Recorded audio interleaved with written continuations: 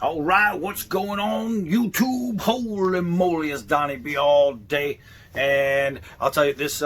This video is being dedicated to probably North Carolina's greatest artist, Chad B. Roth.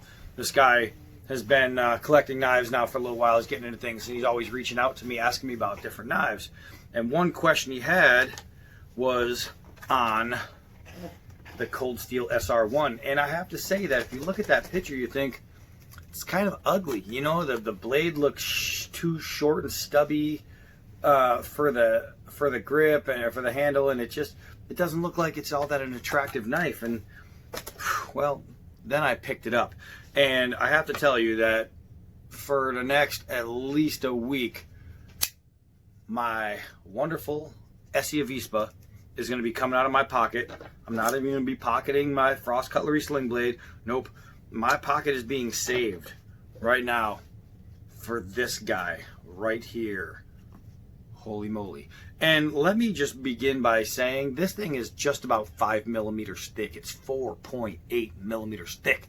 You know what that means? Whew. Hickory dickory dock. It's about as thick as my clock. What'd you think I was going to say, you bunch of perverts? So, oh, look at that. You could even almost snap it brand new. I could almost snap it out of the box. Did you hear that click? Oh, sweet Caroline. So, this thing is so much nicer in person. I have to say. And if you guys know, I have gigantic hands, right? I have 10.25-inch hands. And this thing is just amazing. You can see how much blade there is, and a blade always looks small when I hold it. This thing, there's no telling. I mean, there's no telling. It just is what it is. Let's bring out the Essie Avispa. Look at the difference. Look at the difference. Holy moly. That is a whole lot of steel. And not just a whole lot of steel, but it's a whole lot of great steel. Oh, gosh, look at how beautiful this knife is. And it is a beast. It is a beast. It does have the Andrew Demko designed triad lock. The strongest knife lock in the world. It does have steel liners in there. It does have a big fat stop pin, which is good because when you're talking about a big fat blade, you want a big fat stop pin. So that is an absolute must. Let's get into some of the specs, and they happen to be written right there in the box. So we are looking at a blade length of 4 inches. We're looking at an overall length of 9 3/8. The steel is S35 VN. The weight is 7 ounces. The handle is G10. So here's the thing with the handle. G10, it can feel very plasticky, but if it's done right, it will be very grippy. And that's how this thing is no matter how you hold it, that G10, even though it feels like it's some kind of plastic, it literally grabs your skin and it holds onto the fibers of your skin like I'm not going anywhere. Like if I tried to turn this blade, there's no way in hell I'm turning this blade. This thing is on there. It is just a beast. I mean, all the components are just well done.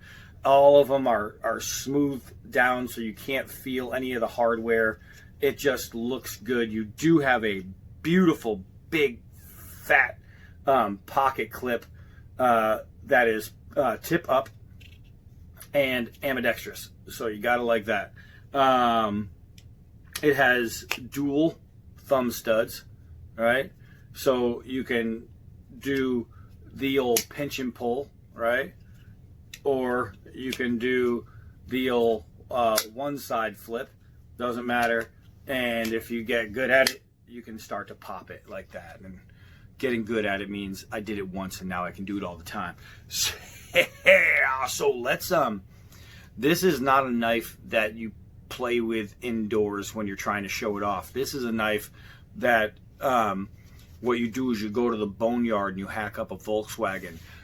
I am not able to get to the boneyard today for a Volkswagen, so we're just going to go outside and play with some other stuff. But I'm pretty darn sure we are going to have enough stuff to play with. Let's see, how sharp is it? Whoa, look at that. Wow. I mean, if you could hear the hairs being shaved off, if you can hear it going, but there's a, you know, the lighting when I come down to shaving hair sucks, because I could see it just fine. I look in the camera and it's like, where's all those little hairs? Maybe it's because I shave so much. Anyway, there's a bald spot right there. Maybe it's because I shave so much that the hairs are getting finer and finer. Look at this. I could shave all the way down. I'm just going to pick it up from here. There's got to be a way for, yeah, you guys can see that. I mean, just insane.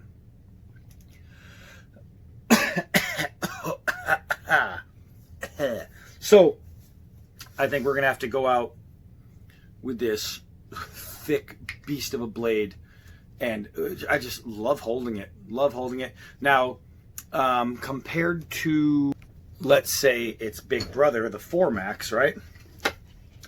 Let's see how they stack up. You can automatically see the 4MAX is just a gigantic thick blade, right? But here's the issue when it comes to, like, let's say carry. Okay, the 4MAX sticks out a bit farther. It's a bit wider, and the entire handle package is thicker.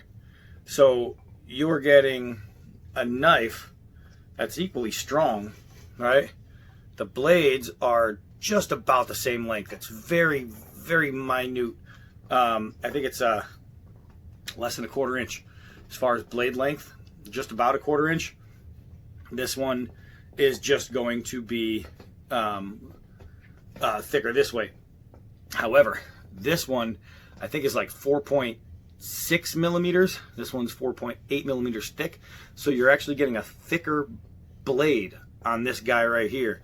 The steel on this one is going to be overall stronger, and this one has better edge retention, but they weigh out to where on a scale of 5, this one in certain areas is a 4 where this one's a 5, and this one in certain areas is a 5 where this one's a 4, depending on edge, toughness, things like that. They rate very, very closely as far as the steels. But just an idea what you're looking at blade to blade, it's so hard to imagine that they're pretty much the same length, because when you look at this one, it looks like it's so much bigger, but it's just because it's so much fatter, right? It's, I mean, so much like wider, so, or thicker, I should say. Not even that, taller maybe. Taller. It's a taller knife. But when it comes to wearability and sitting in the pocket, you have this much knife versus this much knife right in the pocket. So you can see that the 4MAX definitely, let me try to line this up while looking at a camera, definitely is going to take up more space, let's do it this way, more space in the pocket than the SR1. And like, there you go, there's your difference right there. That's how much more space in the pocket you're losing, right? Plus length.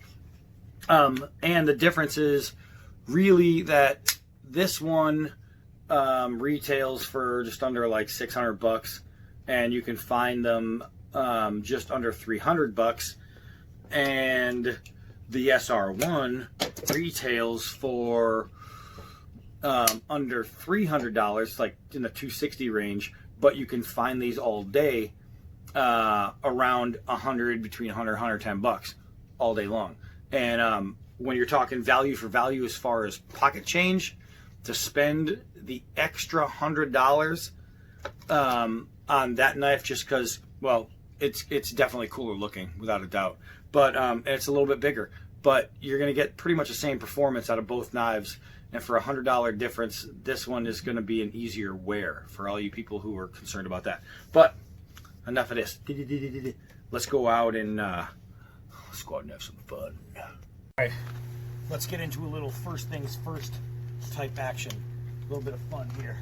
Let's take out a water bottle. I know I know, you're wondering to yourself, what if I'm out hiking? Donnie B, what if I'm at the Grand Canyon and I'm in some hole somewhere deep and this water bottle comes out of nowhere?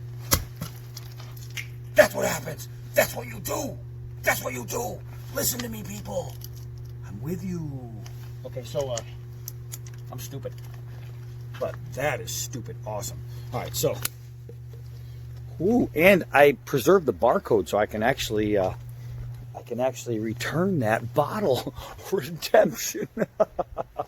All right, so let's go have some fun. Got the dogs out here, which means rootin' tootin' darn well that eventually I'm gonna be, let's go get in the yard. So you know how that works. He's looking at me right now like, what? I hear you. All right, so let's bring it over to the old stump here. We're gonna do a couple 4-foot drops.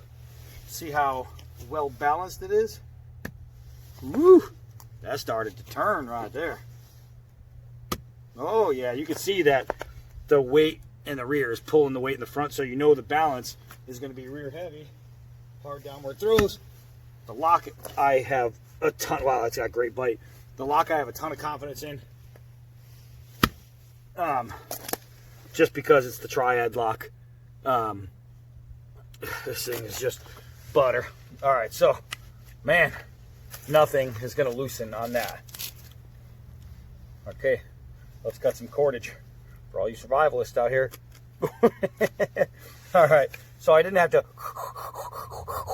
to saw it because, well, because it's awesome, right? Let's see here. We got a piece just floating around. Wood chop. All right, so speaking of wood chop, let's see what we can do. Ooh, it's getting chilly. I didn't realize it was chilly. Oh my gosh. So carving away at wood. I wonder if I can keep a few of these on here for you. Carving away at wood is easy. Feathering is easy. But the whole, and this is, I don't know if you can see that. That's all ice right there, right? I don't know if that's going to pick up in the camera, but it's a frozen piece of wood. And this knife is just, I mean, you see the shaves that are coming off of there. The size of these shaves, it's just ridiculous. So processing wood for firewood, it's going to be easy. Pit spikes, darts, spears, just tent spikes, anything like that is going to be very, very easy to get to because the blade is not overweighted, right? When you're talking about a bigger blade, it can be harder. Let's see. It can be harder with a bigger blade because the weight is going to overcarry your momentum when you're trying to do things. Not this. I missed. Oh, that was sweet. That was sweet. Let's see if we can get another one. And look at, oh my gosh, I'm just shaving it down. That was actually pretty nice. But being weighted as it is, it makes it a very easy swing. Now, the ergonomics of the handle. Up here you have like a squared off choil. Works great for keeping my hand away from the edge when I go down, right? Downward strikes, no cut-offy fingery. Now you have a rear choil, right? So this position is going to be great for forward slashes, cross-body slashes, things like that. But it's also going to be great for chopping because I can put my finger in this choil and now like an okay grip, I can take a piece of wood and boom, it's gone, all right? So let's see, gone now. But it makes, see how far that went? It makes swinging so easy. Let's get a little chop in here. Let's get a little chop. And a lot of with a lot of lockbacks you have to be careful because it's not the blade so much you have to worry about, but it's the mechanics, right? It's your stop pin, it's all your rivets, everything holding it together. With this, I have no fears. So I'm not worried about impact changing this and loosening it and making it all freaky wobbly bad. But look at this. Look at this. Keep an eyeball on them dogs. There, I see them both. That's weird. All right, so this wood is frozen, right? But this blade is hot. And you can see, ooh, that one right in my mouth. You can see that chopping with a 4-inch blade, chopping with a 4-inch blade tends to not be that difficult if you have a good 4-inch blade. This one right here is like a little mini hatchet. And I'm actually putting a huge amount of damage into this stick here, this big stick, and it's frozen big stick, and I'm doing it kind of easily, right? I almost lost that one. Now I want to try something else.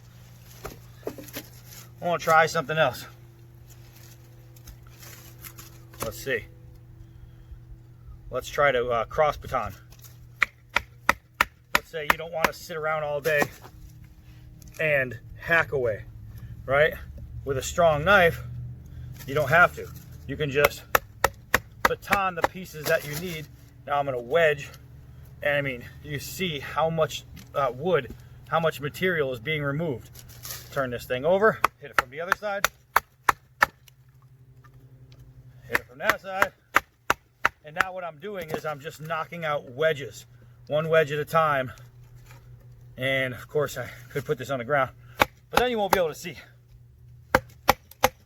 And I'm not afraid, definitely not afraid to smash this knife, because the overall structure and the build quality is just superior. It's just superior. So let's see here. Let's see. Let's get it a little tap down, and then we'll give it a hard shot. Bam! I mean, that's just destruction right there. Ho, ho, ho, ho, ho. All right, so yeah, it's all about that. I don't even do drugs. Crazy, crazy, crazy. All right, here we go. Man alive. I don't really know what that means, but man alive. All right, here we go. Look at this. It's a splitter. So I have to say that, you know, my first initial thoughts on this guy is I am impressed. I'm impressed with the way it handles. I'm impressed with how much weight I can get behind each swing. I'm impressed with how much I could just bang on it. And it's, nothing's wrong. Nothing's going to happen. It's tough. It's strong. Now, the balance is going to be a little weird to try and throw this thing. I don't know if that's going to work. But what I do know is that if I miss the throw, like obviously I'm kneeling, then I probably won't have to worry about anything breaking. And so far, after hanging, smashing, there's nothing loose. There's nothing rattling. The thing is just an animal of a knife. Speaking of animal, oh, look at that big brown bastard. Oh, and that little white guy. Where's he going? Mental cases. All right, so we're going to try the 10-inch target from, we'll try maybe 4 yards. We'll see what we can do. We'll see if we can hit it. We'll see if we can hit it.